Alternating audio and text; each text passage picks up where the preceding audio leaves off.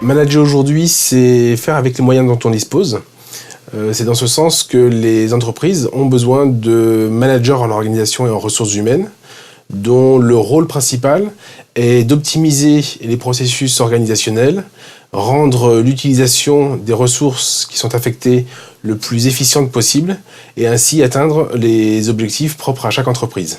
Donc assurer l'adéquation entre la charge de travail et les ressources qui sont affectées implique que le manager en organisation et en ressources humaines, qui a pour mission d'accompagner et d'encadrer les équipes qui lui sont confiées, développe un certain nombre de compétences, comme le leadership, afin de motiver les personnels à le suivre et à atteindre les objectifs de l'entreprise. Outre le leadership, il est important d'avoir un certain goût pour les relations humaines, un sens de l'écoute évident, sans pour autant mettre de côté la rigueur nécessaire à la fonction de manager qui permet d'appliquer des décisions aussi difficiles soient-elles. Donc manager, c'est organiser les ressources humaines.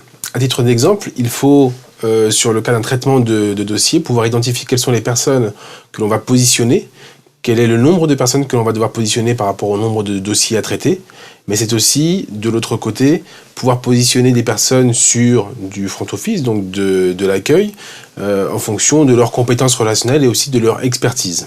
Optimiser une organisation passe forcément par la gestion des ressources humaines.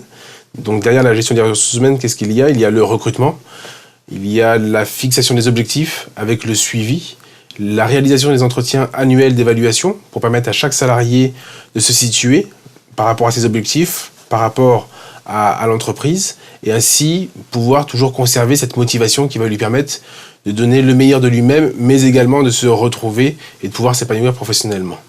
Le travail en ressources humaines, c'est également la gestion des compétences qui passe par la réalisation de plans de formation, qu'ils soient individuels ou collectifs, mais toujours en fonction des objectifs de l'entreprise. Pour être tout à fait complet sur cette fonction, il est important de prendre en compte le fait que la fonction de manager implique également de s'inscrire dans une ligne hiérarchique. Concrètement, cela implique deux aspects. Assurer la remontée de l'information, c'est-à-dire le reporting à l'aide de tableaux de bord et d'indicateurs, mais également d'être en permanence force de proposition afin d'apporter les éléments d'aide à la décision pour faciliter le pilotage de l'entreprise.